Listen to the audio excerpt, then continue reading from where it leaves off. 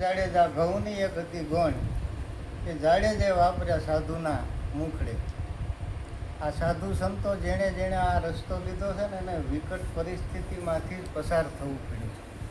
સંસારની રામાયણ છે ને એમાં એ બહુ મુશ્કેલીઓ ઘણી બધી આદત બાપજી યારે વાત થતી હતી કે આપણે આ કામ આદર્યું છે એમાંય કેટલી મુશ્કેલી કેટલાય આ કહેવું જ ન પડવું જોઈએ. ખરેખર ગુરુભાઈઓ ઉપાડી લેવું પડે. આપણે એમને ખબર છે નહીં પડે કે શું કામ હાલે છે ને કઈ રીતે હાલે, પણ તોય આવું થાય છે. એટલે આ બધી રામાયણ છે આપણી, એમાં સાધુ સંતો છે એ કંઈક જુદું વર્તન કરે છે. પછી હવ વાવે ઘઉંને જુવાર જાડેજા, હવ વાવે ઘઉંને જુવાર. તો જાડેજો વાવે નદીનો વેકરો. આપણને એમ થાય કે આ રેતી લઈ આવીને એણે વાવી દીધી છે, પણ એમ રેતીની વાત નથી.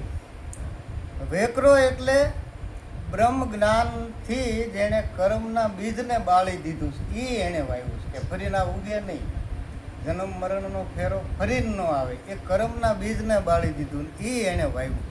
આપણે જીવનમાં આપણા કામથી, કર્મથી, વર્તનથી ઘણું બધું વાવતા હોઈએ છીએ. મન, વચન અને કર્મ, આ ત્રણ રીતે આપણે કર્મના બંધન આપણને લાગે. વિચારી તોય લાગે, વર્તન કરી તોય લાગે.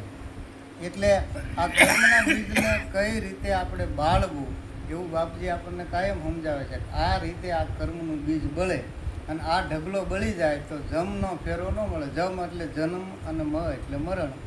જન્મ મરણના ફેરામાંથી મુક્ત થવું હોય તો આ કર્મના બીજના જે પ્રારબ્ધનો ઢગલો પડ્યો છે કર્મનો, એને આ જ્ઞાનરૂપી અગ્નિથી બાળવો પડે.